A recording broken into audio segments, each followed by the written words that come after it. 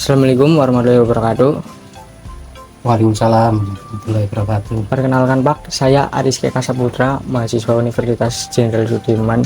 Di sini saya ingin mewawancarai Bapak tentang pembenihan ikan air tawar. Iya, monggo. Boleh perkenalan dulu Pak dengan Bapak siapa? Saya dengan Pak Haryanto. Pak Haryanto. Sebagai siapa di bidang ikan tawar? Saya petani ya, peternak juga, itu pembudidaya gitu. Sejak kapan Bapak mulai menekuni usaha ikan air tawar Pak? Sebenarnya kalau menekuni baru ya sekitar 8 tahunan lah yang benar-benar saya tekuni di sini. Tapi kalau sebenarnya saya dari orang tua juga udah di bidang perikanan ini sih. Saya jadi dari kecil udah tahu ikan kayak gitu. Dari ilmu orang tua ya Pak? Iya. Jenis ikan air tawar apa saja yang biasanya Bapak benihkan Pak? Yang saya benihkan di sini itu ada bawal pertama, terus lilem, juga gurame. Apakah ada lagi Pak?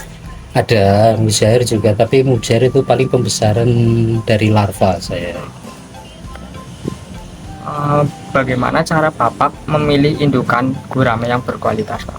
Kalau memilih indukan yang berkualitas, pertama ya yang jelas ikannya sehat, terus sudah memenuhi umur. Kedua enggak kurus. Terus nanti ada kriteria sendiri juga, mau dijelasin itu harus kelihatan itu. Harus kelihatan ikannya ya Pak? Iya. Mohon maaf Pak, bisa dijelaskan tahap pemenihan ikan gurame secara singkat mungkin? Kalau pembelian ikan gurame ya pertama kita itu produksi telur dulu, itu dari indukan itu di kolam itu di sekat itu nanti dipaket, bikin paket Mas. Per paket itu pejantan 4 pejantannya 1 betina 4 ya. Nanti dari telur kita ambil, terus diumurkan sampai 7 hari baru kita masukin ke lahan yang langsung di kolam, atau kebanyakan sekarang itu yang intensif di terpal. Nanti pembelian di terpal. Bagaimana cara Bapak merawat ikan gurame? Bagaimana cara Bapak merawat ikan gurame dari larva sampai benih Pak?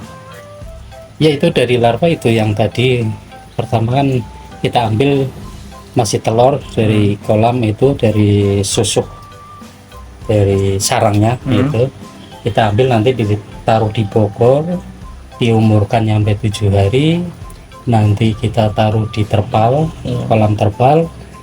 Di situ diumurkan sampai 1 bulan dengan dikasih pakan cacing sutra itu Mas. Setelah itu itu kan nanti udah jadi benih yang ukuran 23. Nanti ada orang yang cari, kita udah mulai jual itu. Kadang juga ada yang nyari telur, juga udah dijual telur. Telurnya udah dijual? Iya kayak gitu.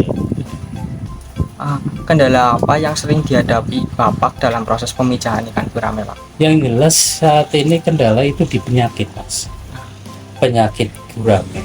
Apa saja itu Pak? Itu yang sekarang lagi susah ditanganin, yang virus itu, yang megalocity virus itu Mas. Itu biasanya nyerang kepada indukannya, makanya sekarang udah kurang banyak itu. Mau semenjak tahun 2018 sampai sekarang itu di indukan banyak banget kekurangannya. Bagaimana cara Bapak mengatasi penyakit tersebut Pak? Nah, untuk mengatasi itu sendiri, saya yang dari petani paling antisipasi itu pun belum bisa maksimal. Terus saya udah koordinasi sama dinas, dan itu juga ya masih jadi PR sama dinas juga itu sebenarnya terkait. Sudah pernah mencoba obat tertentu apa itu Belum. Pak. Oh, Ya obat-obatan kita secara alami itu aja, Mas.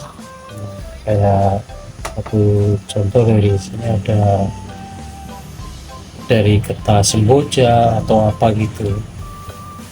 Ya udah banyak yang dicoba sih dari obat-obatan yang kayak produksi yang satu contoh Improvox juga dicoba tapi belum berhasil ya? belum berhasil.